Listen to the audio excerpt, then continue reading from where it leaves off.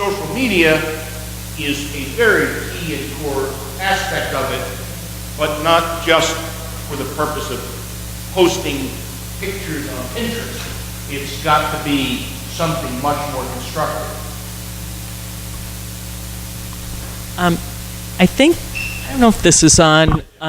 My question is more, first of all, Eric, thank you for bringing us up to date on what some of the possible ballot measures are and how they may bring out different demographics of voters.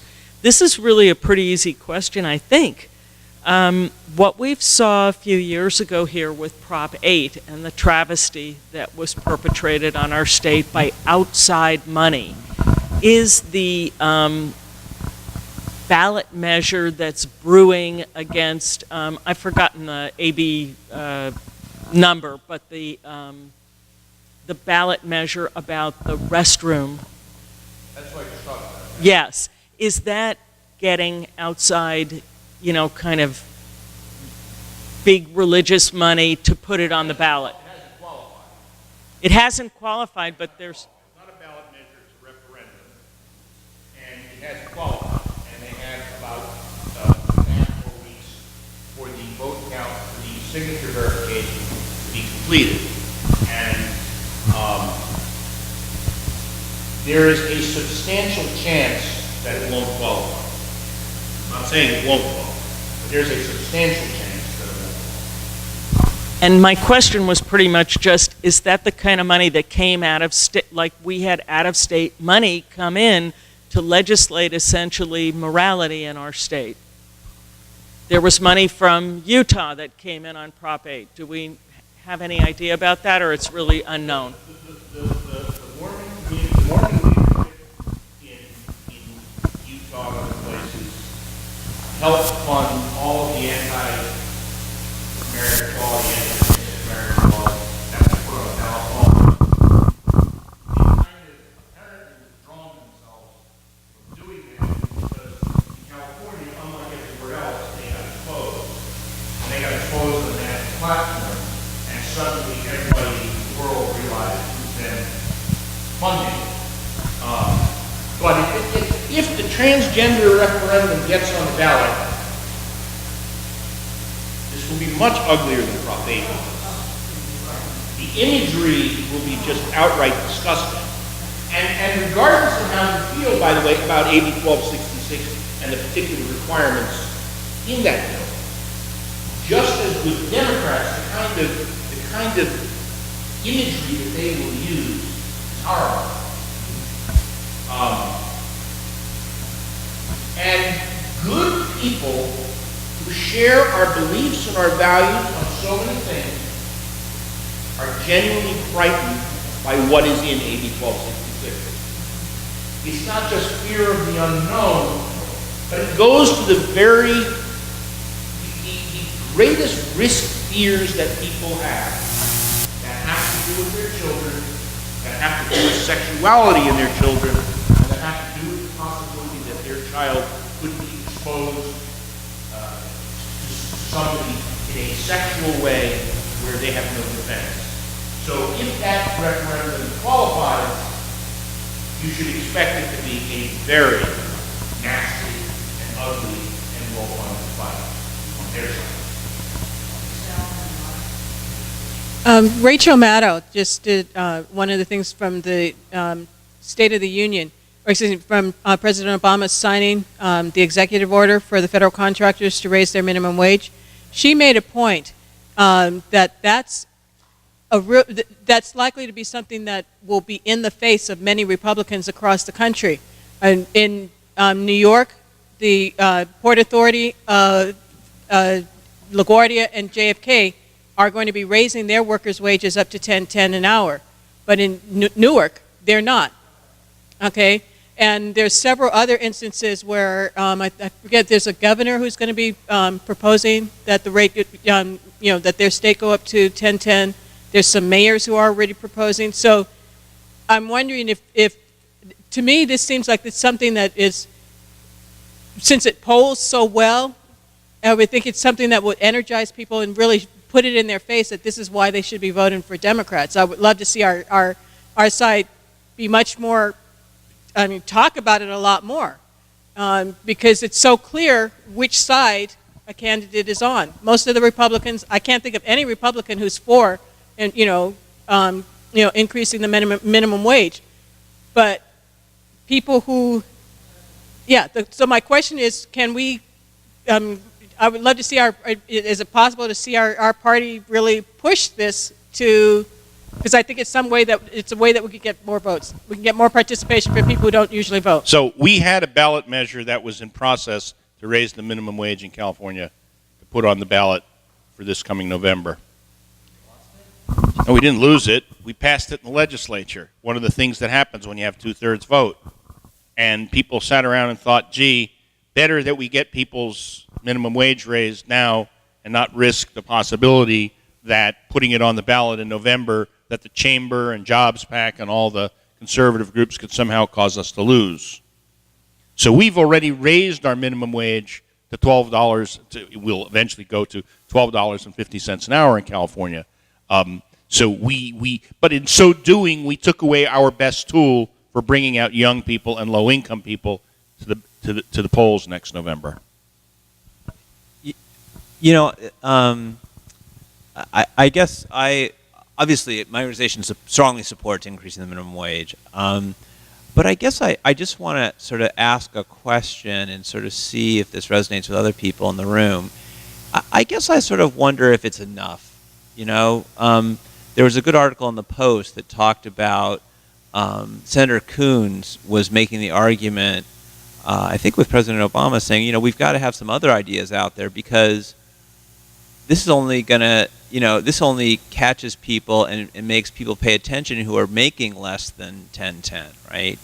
So, and when I tell my wife, hey, this is a great thing, Demos actually did some of the research that went into the executive order, and we're really excited about, being a part of that. And I said to my wife, oh, we won this. And she was like, 10-10? So if what Demos talks about is rebuilding the middle class in America, not the slightly less poor people. So, 10-10 translates to what is that? 20,000 a year. You don't raise a family on that. So, yes, I think this gets to sort of our progressive stuff, but, what is the thing that's going to, really create a middle class again? That's unions, that's manufacturing, There's one other element to this, and that is you'll notice that we talk a lot more about the middle class than we ever used to as Democrats. Part of that is because the middle class votes. Part of that is because people have a perception of themselves as being mentally, even if they're struggling, as being at a higher level than they are. People don't want to think of themselves as being poor.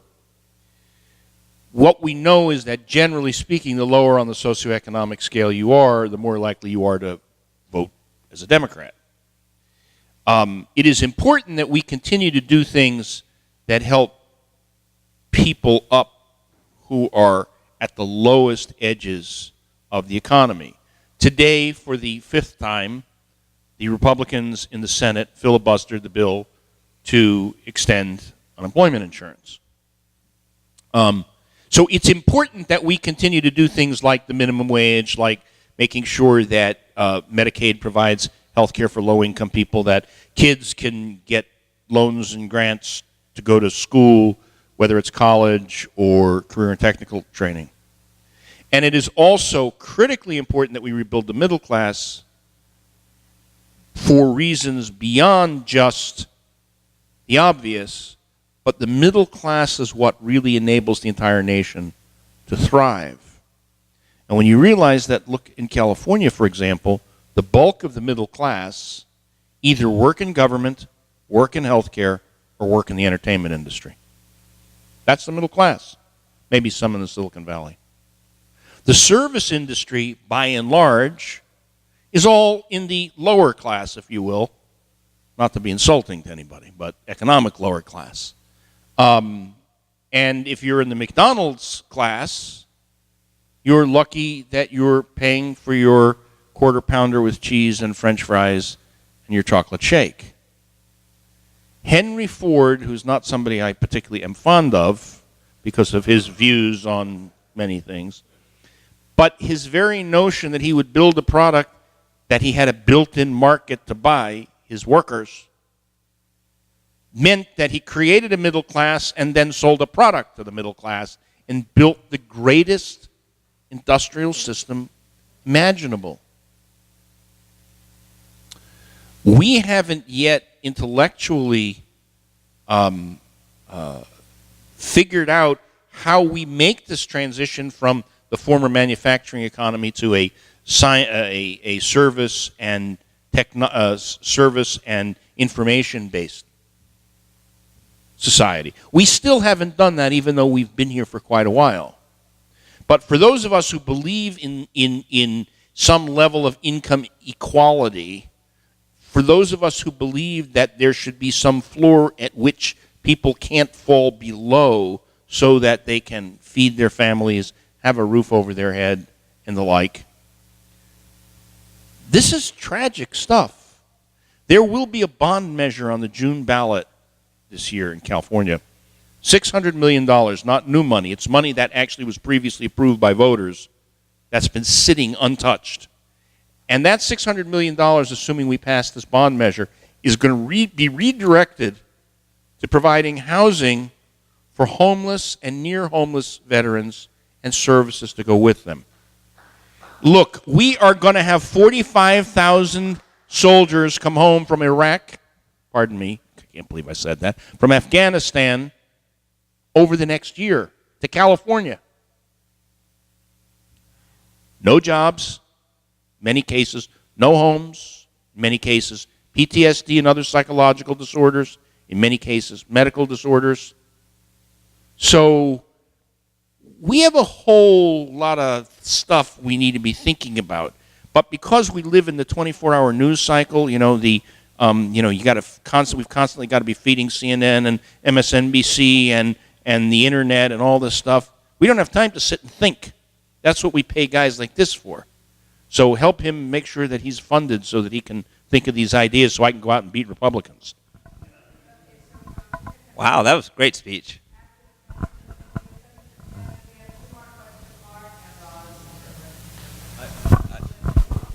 No, I said it. Hi. So my question has to do with voter suppression. So we've got lots of states around the country that have passed fairly severe voter suppression laws. They tend to be Republican states, and in a bunch of these states, we've got Democrats who are threatened running for Senate. I'm wondering whether what you've detected in terms of, is there a backlash out there?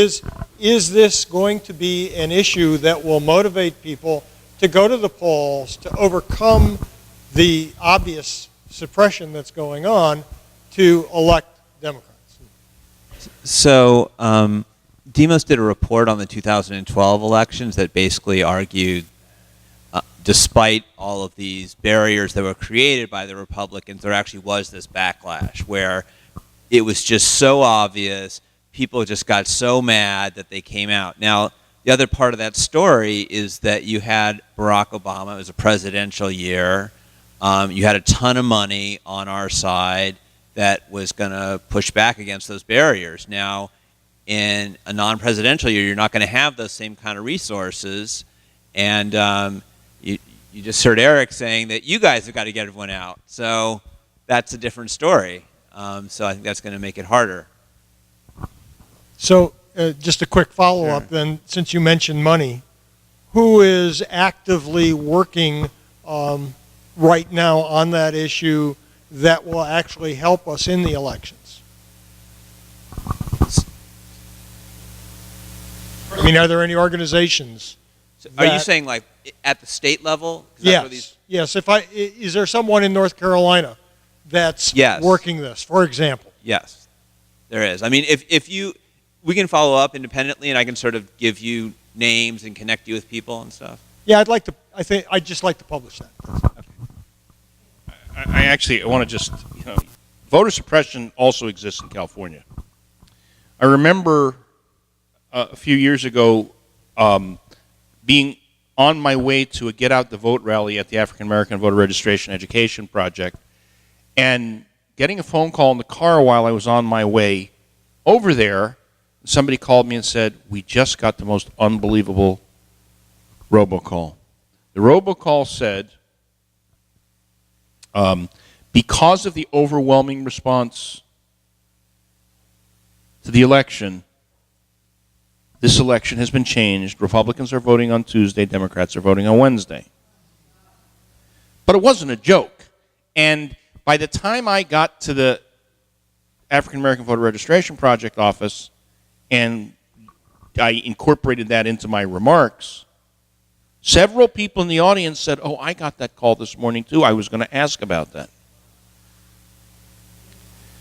It goes on whether it's organized by a cabal in Texas or whether it's organized by a group of schmucks here. Now, let me just try this out.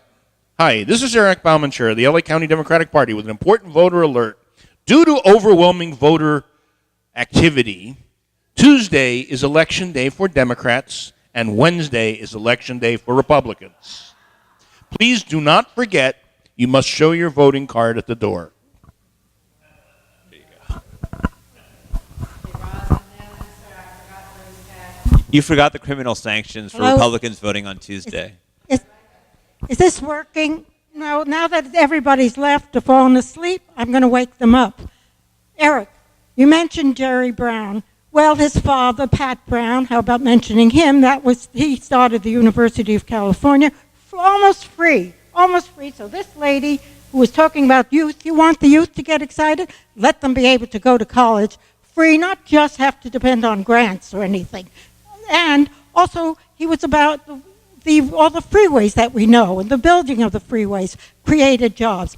And water. We're going to have lack of food because they're cutting back in agriculture in central part of this state. And lastly, the war on poverty. You mentioned veterans.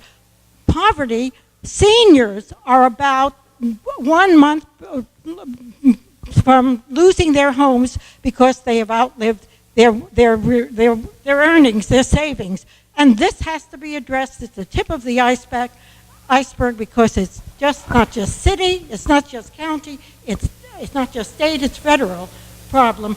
And we're going to be back almost to the Depression if something isn't done. The question is, what's being done? Yeah, that's yours.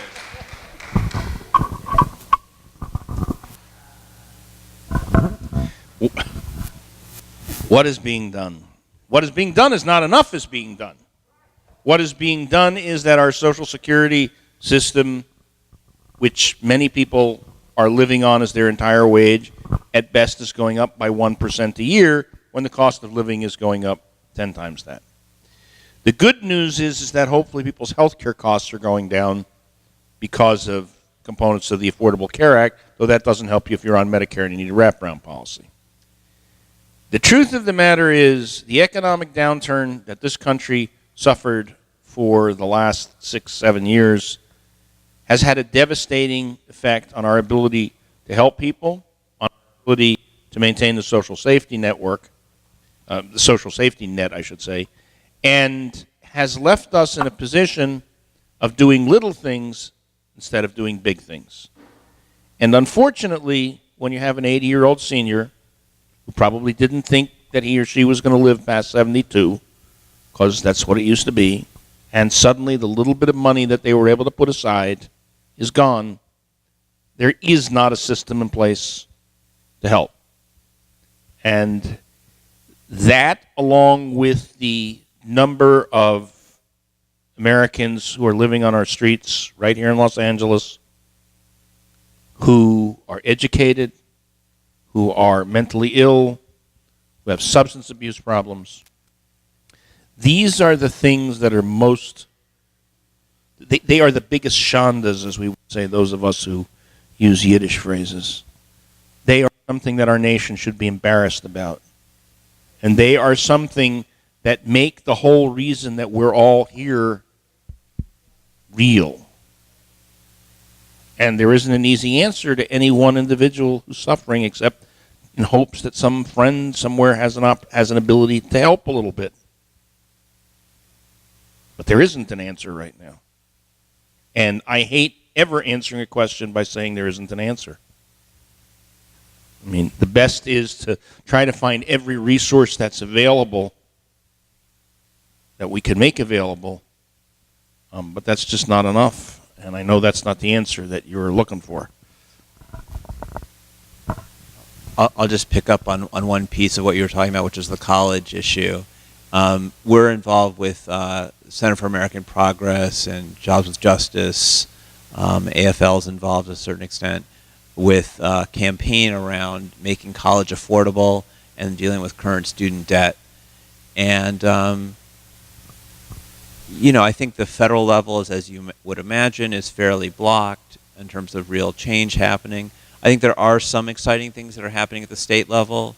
Legislation was introduced in New York to make 2 years of college free. Yeah. And, right, exactly, yeah. Okay, yeah, exactly. Exactly. And so, and it's funny because, when you talk now about having, we don't even say free often, we say debt free, meaning that you pay something while you're there, but you end up without debt at the end. And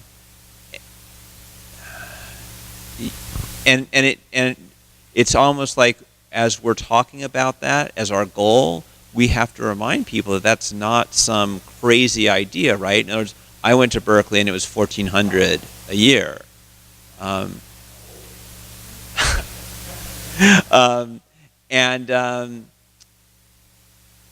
So it's not like that's some, planet far, far away, right? So Demos has done some reports where we looked at the reduction in state funding for higher ed, and actually you can track the tuition increases, and they fairly well track the cuts in state aid. So if it's $2,000 less per student that the state is paying to UC, they tend to raise their tuition by about $2,000 per student. So there is a really good relationship that you can tell, and the states are under fiscal strain, et cetera, but I also think this is an issue of priorities, right? I mean, when you think about I believe it's the total amount of tuition across the country is about $65 billion a year if you just put it all in one bucket.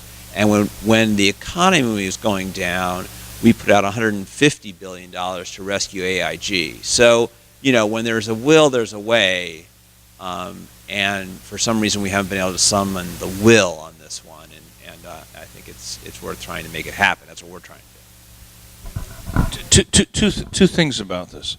One, even if we provide a free education to somebody who is unemployed and hungry, the education doesn't get them fed. So while the education is critical without a doubt, in order to get them a future, that doesn't get them a now. And that is a big problem. The tuition at the University of California has gone up 236% in the last 9 years. 236%.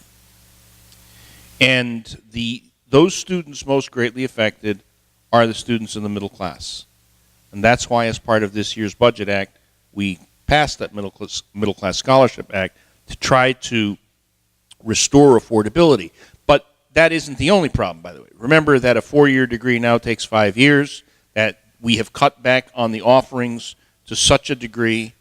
Just this week, in a major education forum in Sacramento, there are community colleges in California who are talking about applying for permission to give bachelor's degrees. So, look, the economy was so bad, and the way in which the economy has changed, jobs have left our country, new kinds of jobs have come, we're kind of off cycle. Normally speaking, the world works in a business cycle that is 6 to 7 years. And pretty consistently throughout history, you can see it kind of go like this. It goes up and it goes down, it goes up, and it's fairly predictable. And if you're smart and you plan and you are thoughtful, you can mitigate those downs by taking advantage of those ups. We haven't done that very well, and we surely haven't been able to do it the last few years, because any reserves of any kind that there were, we used. And we've had to make decisions that are the most penny wise and pound foolish of all. And I'll just give you one example. Adult day health care centers kept tens of thousands of seniors in California out of nursing homes. A nursing home costs a minimum of $244 a day in California when the state pays for it. An adult day health care center costs start in the $30 per day. That means people had a place to go where they had access to health care and services during the day, and in the evening they could go back home, usually with their families. But in order to get out of the $66 billion deficit we were in, we basically shut that program down. We salvaged a very small piece of it for the most high risk. So what we're doing to stop the hemorrhage, or what we were doing to stop the hemorrhage, creates such problems down the line, because those same people are going to get sick. They're going to end up in nursing homes. They're going to have increased morbidity and increased mortality. But let me just say this in a positive note. We passed Proposition 30. We went to the voters of California and we said, let us raise your sales tax. Let us put a supplement on top of your income tax. Let us rebuild our state's coffers. Let us repay our schools. Let us get our debt under control. And at the same time, we passed Proposition 39, which brought in an additional $8 or $9 billion by closing the single sales factor. So we have actually taken aggressive steps in California to fund ourselves back to a level where we can actually invest in the future. And what Governor Brown and the legislature, part of the tension right now, is how much do we spend in restoring services? How much do we set aside so when that inevitable drop happens in 2 years or 3 years or 4 years, or when those temporary taxes that are part of Prop 30 wear off, we still have some money so we don't immediately go back into a ditch? These are very difficult questions to deal with. And we will get there if the economy holds out, and if we prove to the voters of California that the solutions that we proposed actually work. And, listen, the schools have gotten a lot of money back, so that's one very good sign. And the last question, on this November ballot, I expect to see probably 2 water bonds and probably 0 cannabis measures. I think the cannabis people are going in too many directions. Some of them want to improve and make solid medical marijuana before heading toward legalization in 2016. But then a couple other measures.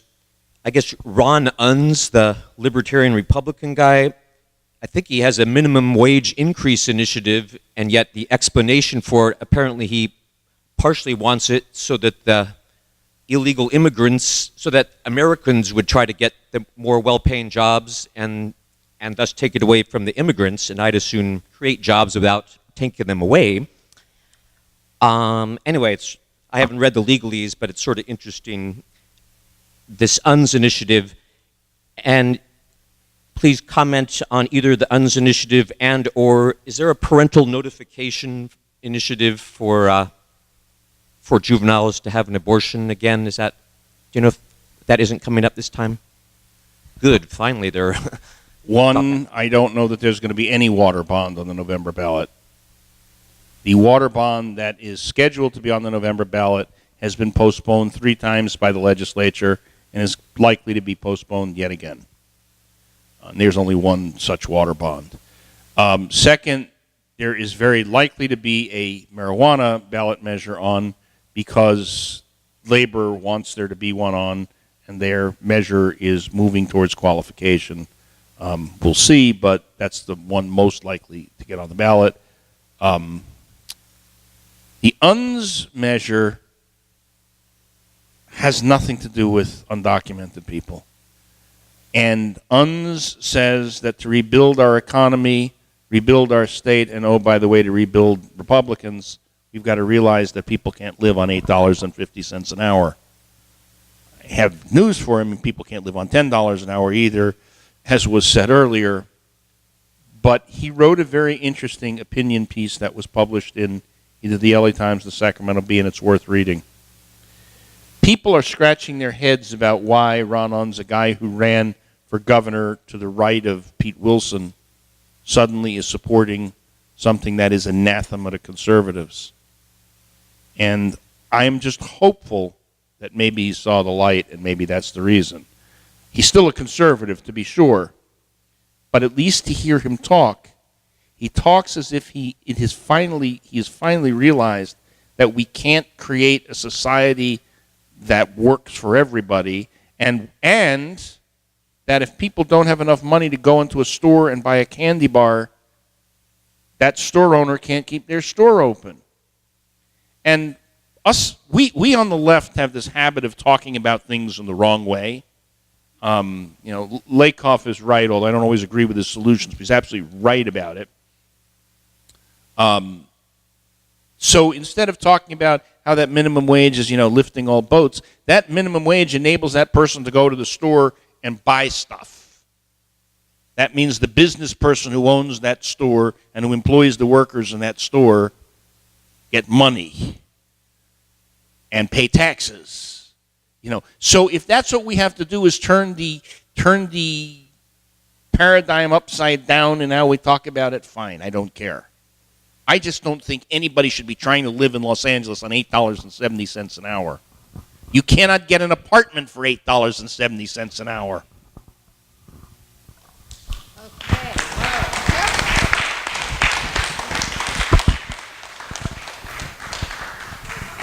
Thank you. Thank you, gentlemen, very much. You happy? Did you get your question? Did you feel good that you came out here? Okay, so I'm happy. I want to thank you all for staying, and hope to see you on March 13th. Don't forget, March 13th, we're having our candidate forum for the 62nd Assembly District and the 26th Senate District. Our candidates will have filed by then, so we'll really know who they are. And then on April 5th, we will be having our congressional candidates and our supervisor candidates. Again, March 7th, we will know who all these candidates are finally. And then in May, we will have our state constitutional candidates forum. We don't have the date yet, but believe me, you're on our mailing list. We will get it out to you. So thank you. If you have any questions for me. If not, is there a move to adjourn? Oh, Tracy?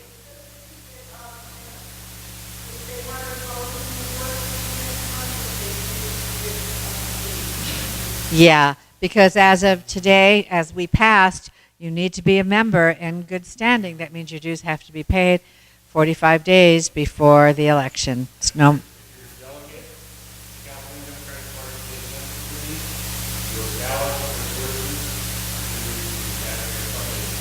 Thank you. Right.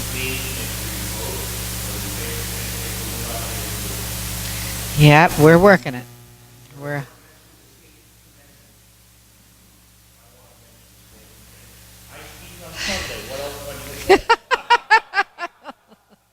Yeah, the state convention, which is great, it's here this time. It's back in LA, Downtown Convention Center, and there's all these volunteer opportunities for those of you who are not delegates. You can also be an observer to it. We've sent around some information. We'll send some more information out. It's really worthwhile. It's really, really fun to be at the convention. It's fun to volunteer. You get to see what's going on and be part of the process. So I hope to see you out there March 7th, 8th, and 9th. Okay, thank you so much. Bye. Yes? Do what?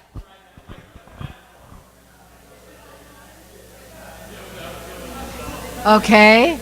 Can you hear me? It's on. It's hot. But I don't speak into it very well. Another piece of equipment. I want to see if this. How does this turn off? You got to Just like that? that turns off the whether it does this or not. Yeah. To actually quit it, get it to stop being powered. There's an on-off switch down here. Oh, very good. It's very screwy. All right, try that again. All right. See what you got on that now. Okay. Oh, this is much better. That's what we were missing. And I needed an amp. The gray one that we had last week, it had amps inside it for everything. Now that we've got this one, that needs to it needs extra amps for any. See, these ones are powered by that thing, so they've got an extra amp in it. This one, it's just a passive, and it needs an extra push. This doesn't have a button for phantom power. The one we had last time had phantom power. So do we on want each to one. try a different one? No, I think we'll be okay with this because we already own that. So we just run any of these corded Kelly, mics, if you're we not run through here, that. no I'll write it one's up going to and- be able no, to no, know how to do Actually, this. I walked Dennis through it tonight. He doesn't know about that piece of equipment, but he saw all the rest of it, and he was actually pretty good with it. So I'm going to write it all up. But yeah, Walk Lauren through it next time, too. Okay. Okay? But that The was more, what I the wanted to better. test. That's what I wanted to test here. Because for you, all right. So, Logan,